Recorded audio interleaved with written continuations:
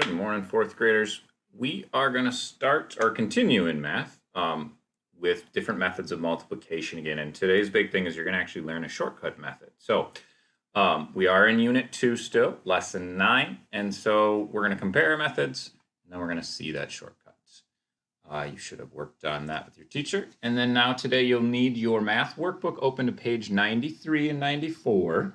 And you will need some scratch paper today. There's several problems you're going to be doing and you won't have enough space in your workbook more than likely. So our first thing that we're going to do is we are going to compare our multiplication methods. And so on the top of page 93, you will see this. So this is the top of page 93.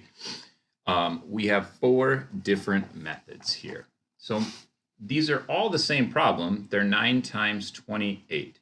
But with method A, what this is this is our full expanded notation method. And it includes the process of what you're doing with your tens and the process of what you do with your ones. Okay. The slight shift in methods B here is it's expanded notation, but it just doesn't show where 180 and 72 came from. We still got them by multiplying our 9 times 20 and our 9 times 8. We just didn't write it. That's the only difference here. Method C, it drops these steps altogether, right? We just didn't show where 28 came from or how we can write out 28, but you still have these steps. So this is still 9 times 8, and this is still 9 times, not 2, 9 times 20, okay? Oh, I got that wrong. This is 9 times 20. This is 9 times 8, okay? And then the difference with method D is we just flip the order that we multiplied in, and we still, just like method C, it's very similar where we didn't write out our steps, okay? We just did the multiplication and kept track of our products here. So our first row, this one is 9 times 8, and now we add the bottom row of 9 times 20. Doesn't matter which order that we multiply them in. And so I want you to take some time and think about how are all 4 of the methods similar? And then think about how are they all different? Even though they all get to 252, there are some slight differences in all of those. So pause it now if you need to, and see if you can find differences and similarities. Okay. Now we're going to get to the bottom of page 93, and it's going to transition us from our partial products or doing each product in parts to this is kind of our shortcut method. I think this is a little confusing, but it will transition us into the shortcut pretty well. And so we still have 9 times 8 and 9 times 2 tens or 9 times 20, but we just record it in a different way. Let's look at where these values come from here. And so I know it's kind of hard to see on your screen, so this is at the bottom of page 93. And so we started with 9 times 8, and we know that's 72.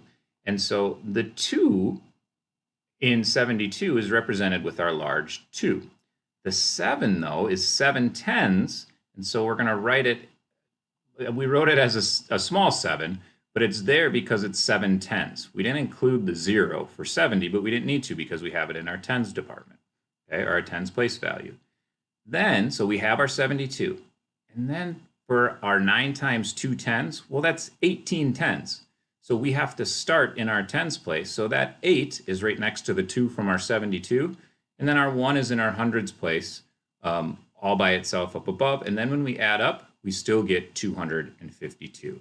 So this shortcut or this method is a little confusing, but it will lead us into, like I said, our actual shortcut. So let's actually look at that shortcut method. Okay, so we're going to do our shortcut with our place value above, almost like you do with addition when you have numbers that get larger than 10 and need to carry over into the next place value. So let's look at how we can represent that. And so step 1, what we're going to do is we're going to multiply by our ones place. So this 2 is really the result of 9 times 8 is step 1, okay? And that's 72, but watch how we write this. This is our ones place, we know that. The 72, or the 7 in that, is 7 tenths. So we're going to keep track of that up above. we had 7 tens, so we need to remember that when we figure out how many total tens we have. Okay. Then step 2, our other step, we know we've done this problem a bunch of times now. Our next step is 9 times 20, okay, or 9 times 2 tenths. So that's step 2. And look what we did. What we actually got was 9 times 2 is 18 tenths, but we need to add the 7 tenths that we still have from our first step. And so we take our 18 tenths plus our 7 tenths, and we get 25. So 9 times 2 is 18, plus 7 is 25. That's where that 25 comes from. Now let's go ahead and look at the 2 different ways that you could actually do it. So now we are on the bottom of page 94. So turn the page to page 94. And so you could do these steps for our shortcut method like we just showed.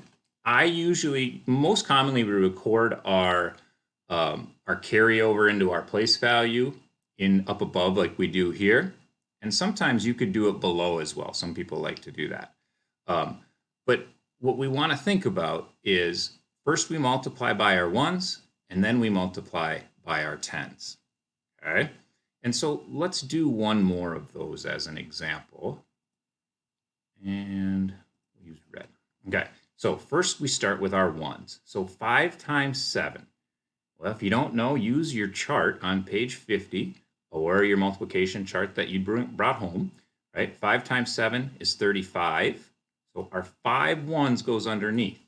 But we have 3 tens, and I don't want to write that quite yet because I know I have more coming when I multiply 5 times 30 here, or 5 times 3 tens. So I'm going to carry that 3 from 35 up above, and just remember I have to add that at the end. And so now I have 5 groups of 3, or 5 times 3 is 15, but I can't forget about my first 3. So that's 18. 15 plus 3 is 18. So now we have 185. So step 1 was multiplying by my ones, and then step 2 is multiplying by your tens. Okay? And so if you look at specifically these two, what are the products? Where are the products from 180 and 72 from in methods A and D? Well, 180 is going to come from our 9 times 20, and then that 72 is from 9 times 8. Okay, and so from A through D, all of these problems that we've done, we always saw 180 and 72. They come from 9 times 20 and 9 times 8, which we did here. We just marked it a little bit differently. Okay, so you now are going to get some practice. If the shortcut method that we just went over didn't make any sense, stay in your Google Meet with your teacher, go into your Google Meet with your teacher and ask them questions and get some help with it. But if you use we call it sometimes the box method or the area method, and that works for you, just keep using that. You don't need to switch to any other method right now. You can use what works for you, or any of the other methods that we talked about so far in our multiplication unit. Use what works for you. This is where I was saying you probably don't have enough space for this practice problems, especially if you're using the box method or the area method. You'll need to use scratch paper and your whiteboard. And then once you are done with page 94, once you're done with page 94, you're going to go into Think Central, and homework 2.9 is there for you. It's more extra practice. And then make sure you are using scratch paper while you are doing that Think Central assignment. And then ask your teacher for any help that you needed, whether it's with the shortcut method or any of the other multiplication methods that you are trying to use today. All right, good luck.